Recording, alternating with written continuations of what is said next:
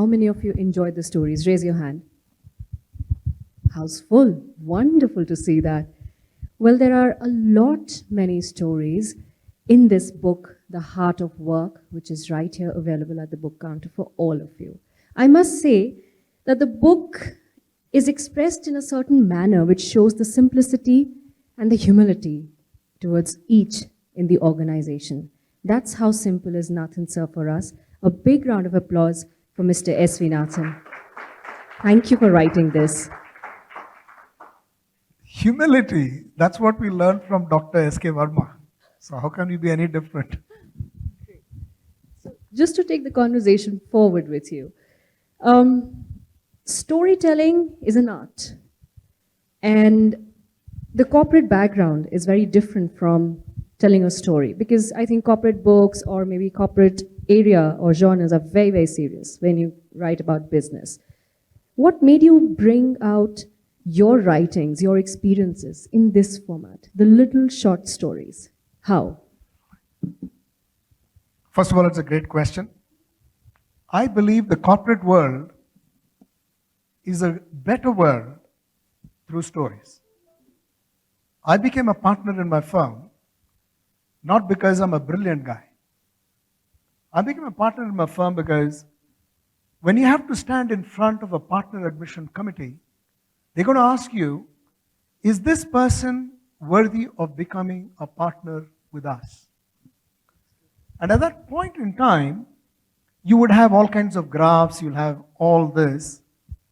I had nothing. My first slide was a picture of a Tanjore painting. And the Tanjore painting, I said, this is a Tanjore painting. This is a painting which is very, very dear to my heart. And I can tell you this, that my entire motivation in my life started with this painting. And then I forgot all about that painting, went into why and what and all that. And the partner admission committee, do you think they were listening to me at all? No. They were all fixated on that painting. In the fifth slide, which was my last slide, I brought that painting. And I'll say, now I'll tell you the story of that painting. So it was a Tanjore painting. My grandfather was a musician. And he saw the Tanjore painting and he says, he was in Tanjavur. And he says, I want this painting. He went up to a shop and said, I want this painting. He says, it'll cost you 30 rupees. 30 rupees was a king's ransom. It was almost like 6 months' wages. So he said, but I can't give it to you for free. He said, can I sing? So my grandfather sang. He sang for almost 2 hours. The only caveat was, the shopkeeper said, can you do this tomorrow? He was wanting to make sure that there was a crowd and people would know. Long story short, the painting was given to my grandfather, and it's still there with me in my house. It was handed over to my father. My father gave it to me. Of course, my brother and I had a fight over it, so I gave him a replica. So you still have the original one? Yeah, and that story is important because if there is somebody who is willing to do anything to get what he wants, then that story is in that picture, that story is in the Tanjavur painting. Great. And I'm not finished. Yes, of course. I've read somewhere, your presentation decks people will gloss over. But a story is 22 times more powerful than any slide. Let me repeat that. A story is 22 times more powerful than a slide. Back to you. So I guess there are a lot of students here in the audience. Make sure that your presentations or sales pitch must have a story behind it. A relevant one, of course. Moving on to the next question I have. The book is divided into multiple sections which talk about respect, kindness, emotions, everything, leadership qualities and challenges in career. There's like a very similar thread which goes throughout the book, that is your experiences. Would you like to share one which is about mutual respect? Mutuality of respect. I think this is a story of that happened several years ago. I happened to be in a place where I happened to be in a company which had a number of calls, and late evening calls, and this was with the US, with people around the globe. If you're working in a global company, that's one of the perils of the job, late evening calls. So I had this call, and the call was to decide on something which was very important. There was a gentleman called Alok. Alok had left the shores of India, and he had gone to Canada. And from Canada, the person was moving on to the US. He went to the US, spent some time. He contracted something called brain fever, encephalitis. Normally, people who contract brain fever, the chances of survival is next to nothing. His wife in India was very keen that he comes back. And that call was to decide whether the person should be sent to India, because there were a lot of people, including medical people, on that particular call. There were lots of guys, the CEO, the CFO, very big leaders on that call. India was also represented. And the call started like this. Everybody said, look, there's no chance. The US, which has the best doctors in the world, are unable to do anything. What can India do? First. Second, that person will have to be brought to India in an air ambulance, which means every 6-7 hours there must be a stopover. And that's a chartered airline. It's going to cost a bomb, which in those days was almost close to, must be equivalent to about $1 million or so. A lot of money. And the chances of survival very slim. So into the call, everybody said, there's no chance of get this person coming and making it alive to India. The call was going to end. It was decided that the person would be put into hospice. Hospice means just put them into a bed and give them some palliatives, make sure he lives a normal life, something to reduce pain, and the person will pass away. 2 minutes more, the call was going to end, and suddenly there was a voice. That voice said, excuse me, ladies and gentlemen, but I have a point of view. The person, if that person had been in India, the person would be alive. That person went all the way to Canada and thereon to the US at the behest of the firm. That person acted like a good soldier. He took orders and he completed the task. The soldier is now wounded. He is on the battlefield. And I think it's only right for us, because there is his wife who says two things: bring him back. Two, the doctors perchance in India, because they have dealt with more of these cases, could find some solution to the problem.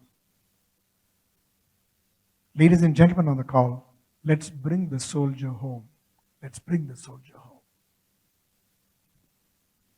And then there was silence.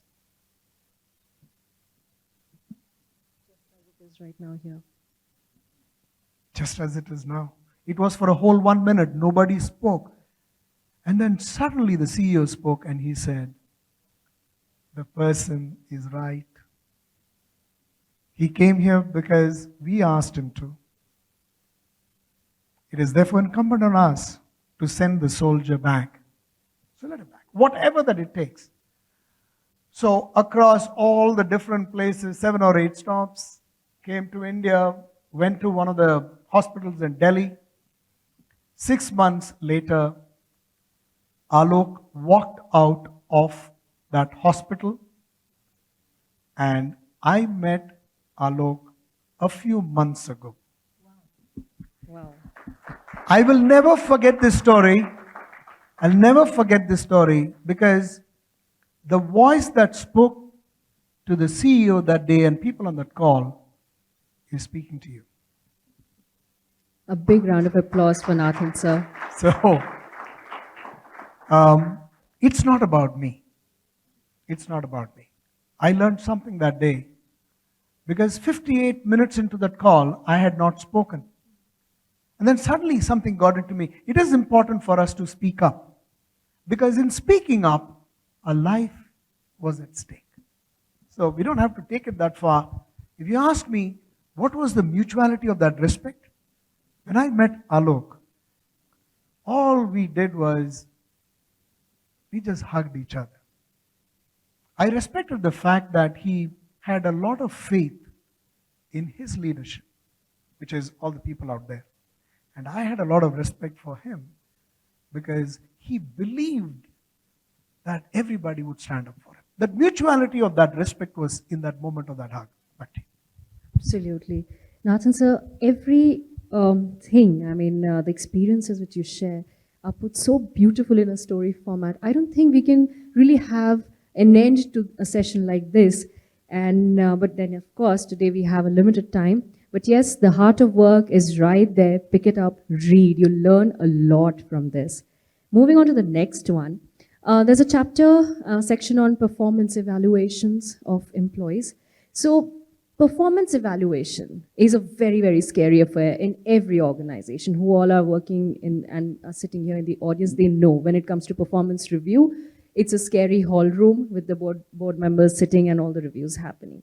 So do you think that it is essential to bring in developmental feedbacks, bringing in confidence and giving that mutual helping hand to the employees to grow the organization as well and the employee as well? First of all, great question, because one of the things that we will find, and I see a lot of our young leaders of tomorrow sitting here in the audience, performance feedback is a bummer. It's not easy at all.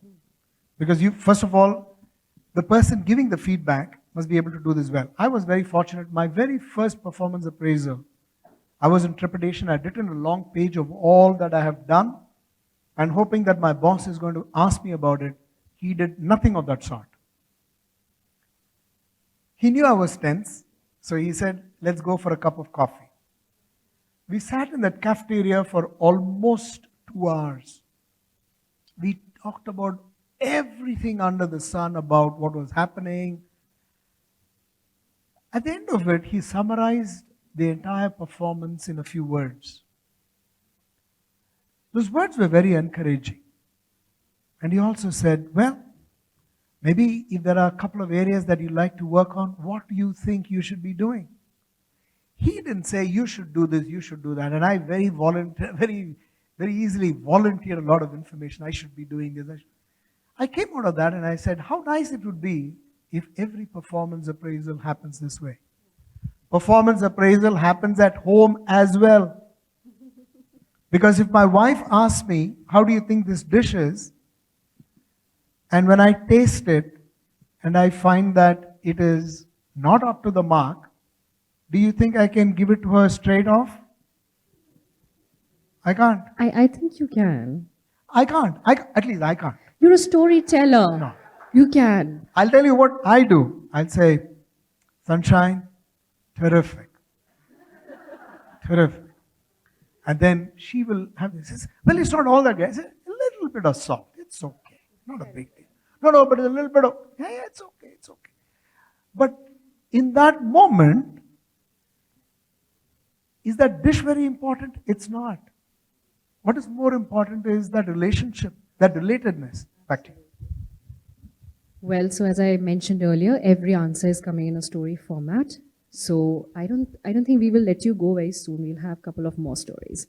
Coming to the career choices, there's a pressure on everyone how to make the right choice, be it the HRs of the company to choose the right fitment for the roles in their company, or be it for us to choose the right one. You have a chapter about an artist in your book. What is your viewpoint? Do you think that the choices made are under pressure completely? Or, because I have seen that out of 10, probably 3 to 4 people are such who end up choosing the wrong one. Then they regret. They are unable to perform. Then the company gives it back to them in another way. So that right decision, how important is that? I don't know about the right decision or the wrong decision, but I can tell you a story about. Over to you. You're okay? You guys are okay?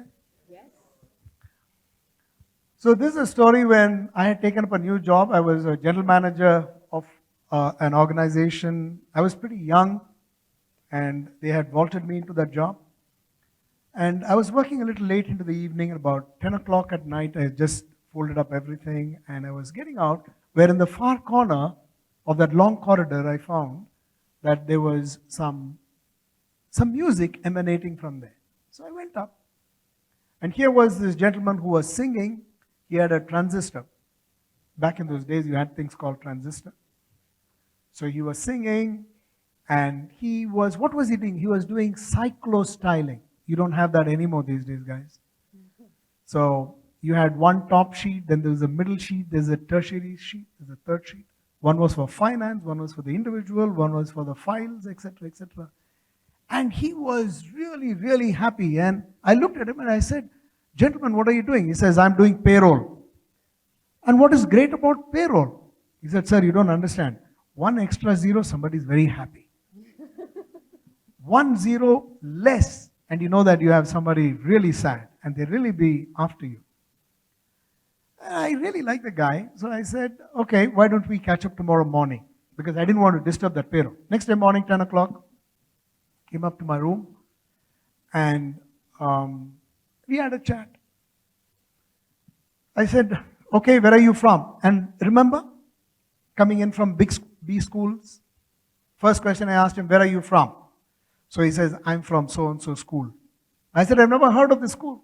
He said, "Sir, after 1 year, they closed down that school." I said, "Aha." So that means, okay, what did you do in your undergrad? BA History. Now, in my lexicon, BA History means you didn't get science, you didn't get this, you didn't get this, you didn't get that, you didn't even get BCom, and then you had to do BA History. So my value just went down. But he was beaming. He was looking at me as if he was a guy who was straight out of the top ranks of IIM Ahmedabad. Very confident chap. And something about him I really liked. He loved his job.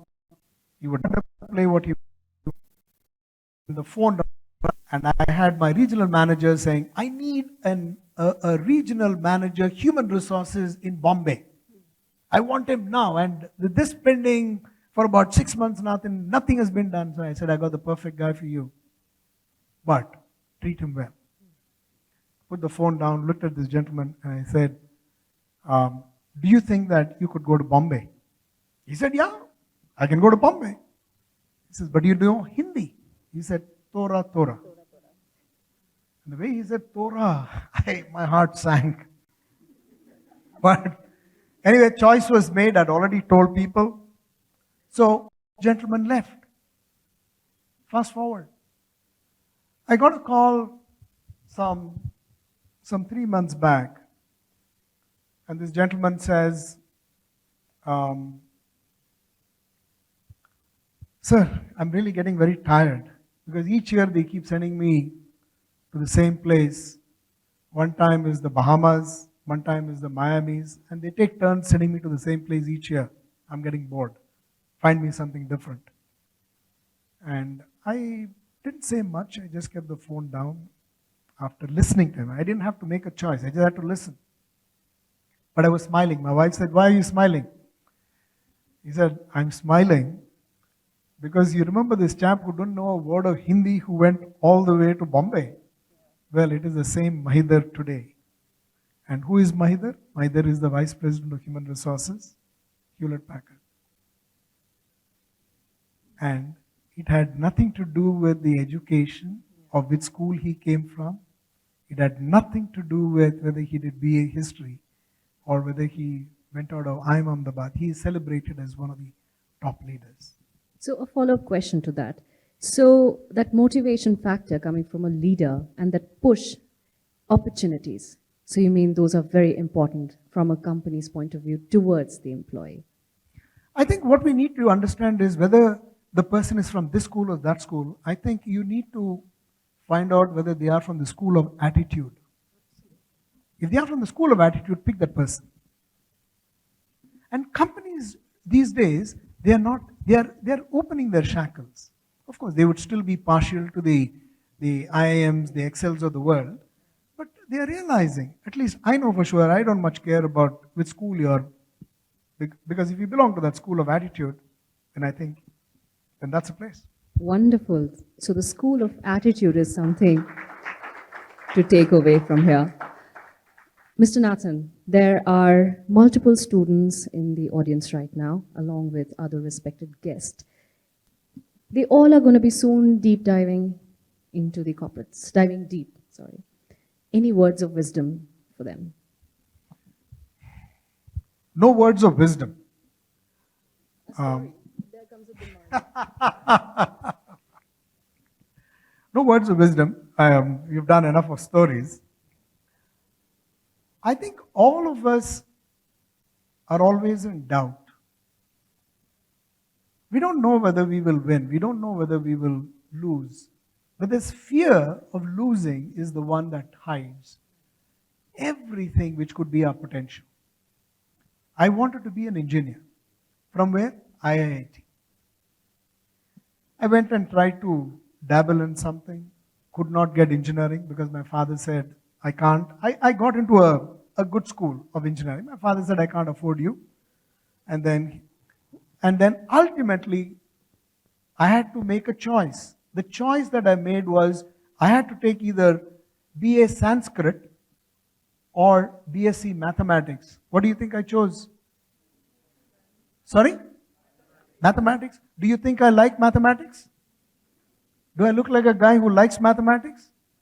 The answer is no. But did I do well in mathematics?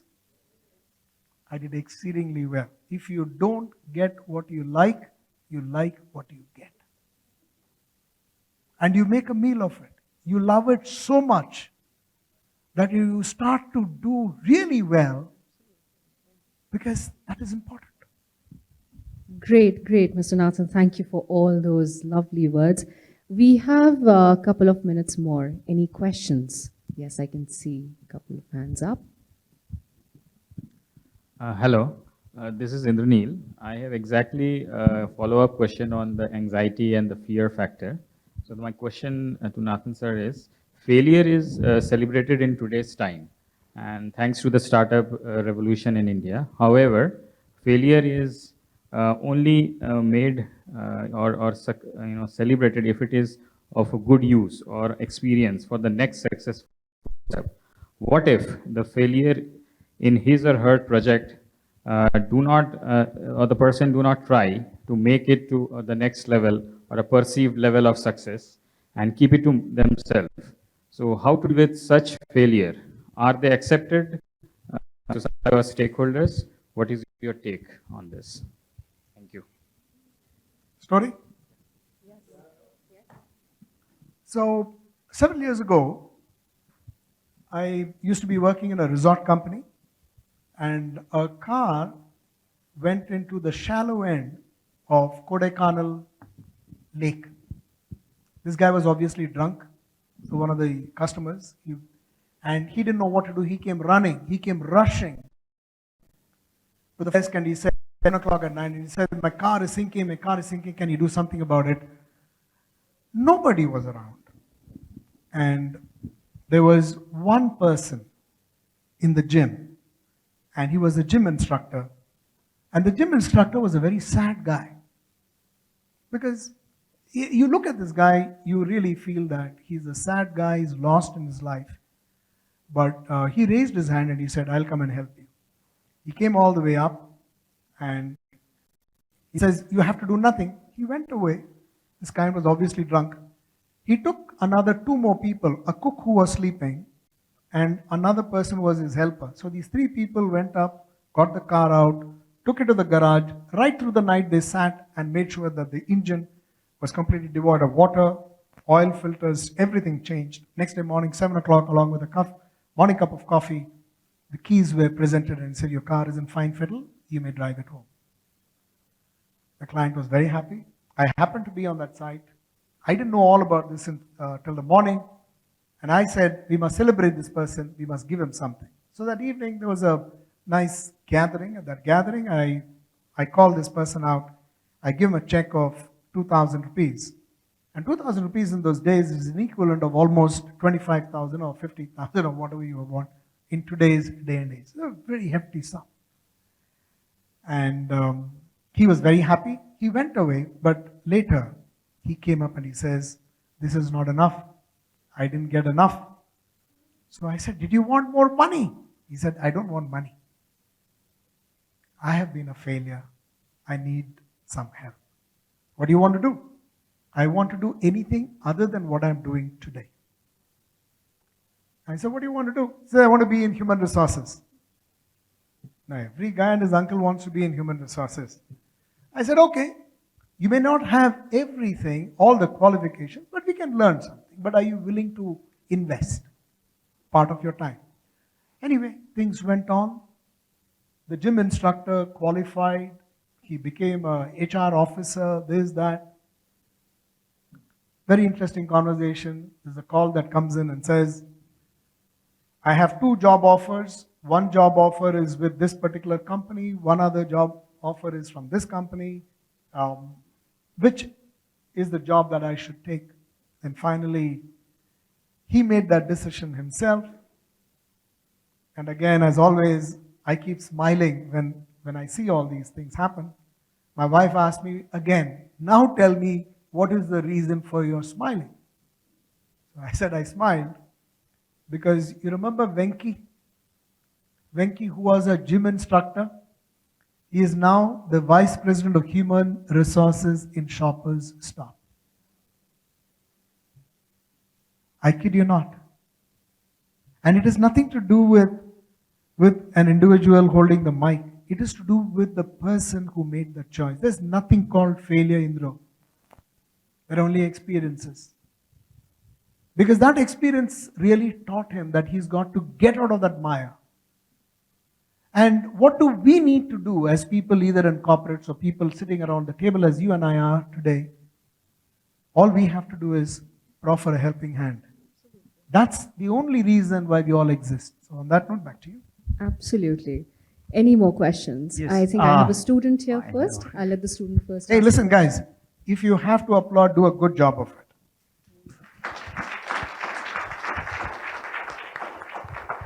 Can we pass the mic to the student first here on the first table?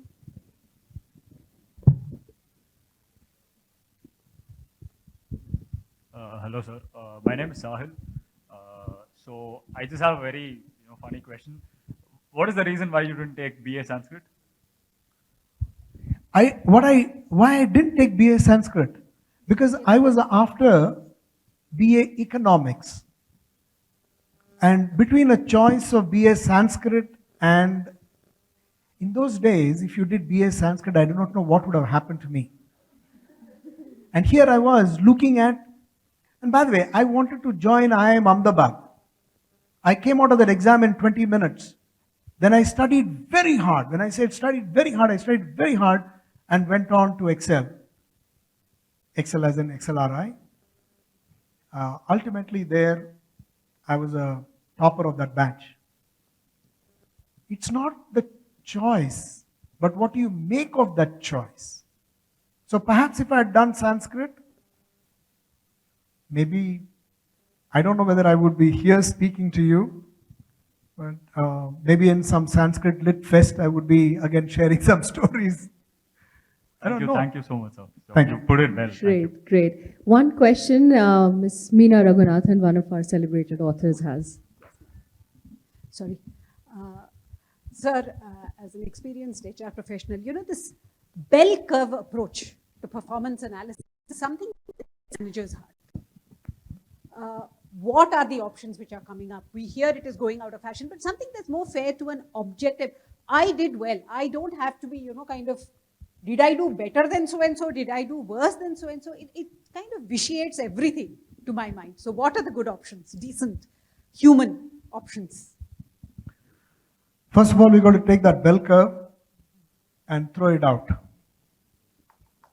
I think it's a complete waste. The option is really, what do people want? They want feedback in the here and now. I don't want to be told 12 months into my performance that this is how good I am or how lousy I have been. So, at least in my organization, we have done away with the bell curve. We do something called check-ins. So, I would check in with you every month and we would have a conversation. Not just about my performance, and you're the boss. You would ask me, Nathan, is there anything that you would like to do? My interests are going to be important as well. Why? Because if you're not interested in me, then I will vote with my feet. These days, organization can't just fire people. People fire organizations. And therefore, we got to do away with this bell curve. We should have more check-ins. And how do you then gauge whether this person is really the person? So we ask only two questions. Question is, will you always have this person on your team? First question. Second question is, will you always pay the highest in the compensation bracket that you would want for this person? These are the only two questions. And there is a scale. That scale will tell you whether this person is performing really at the top of the pile or at the bottom of the pile. And we are also transparent to that person because they will know relative to the others where they stand. So there are options today. And people are using that. It will take some time. Even for the best of organizations, if they want to get into this, it will take some time. But that's a great question. Okay, quick two last questions. First, I'll ask the gentleman. I'll come back to you at the last. Sir, you may be an exception, being a very dynamic HR person. Usually in corporates, HR people are laggards, from my own experience. They are lousy. They always ask, it is between you and your boss, as far as appraisal is concerned. So, a boss always looks at whether he's a sycophant or a yes man. They never look at talent or skill sets. So, what's your take on that? Change your boss.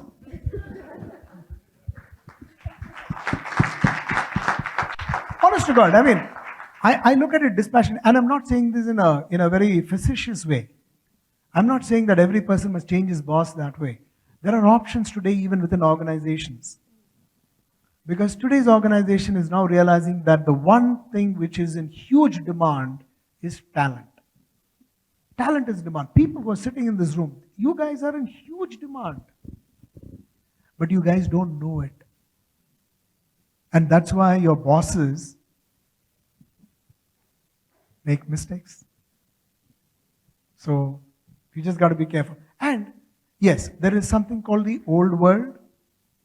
There is something called the developing world and the developed world. It's a passage of time, but we will get there. Both the questions that you asked are very interesting questions because this is the transition that we are experiencing. But we are well past our prime. Sure. One last question. Yeah. Very good afternoon, sir.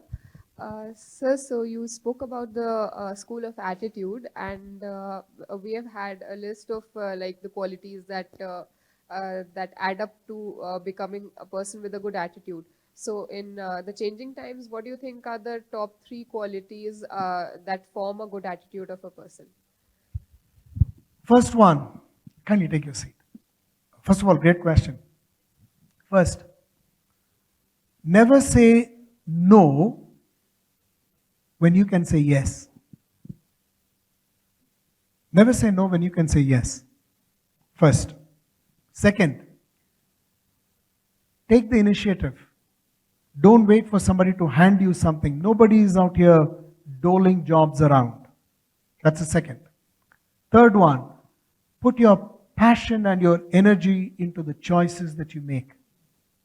If you don't like something, it's okay. But if that's a choice that you have made, put your life and soul into it. You will see the difference. Thank you, sir. Well, a big round of applause for Mr. Nathan, please. Thank you so much, sir, for sharing all the stories. And I think this is the best one to put up all these experiences in such a beautiful manner. The book is available outside. Nathan sir is right here with all of us. He is available to sign the copies and talk to you even more. if you would like to go ahead with any of the conversations. Thank you, sir. Thank you.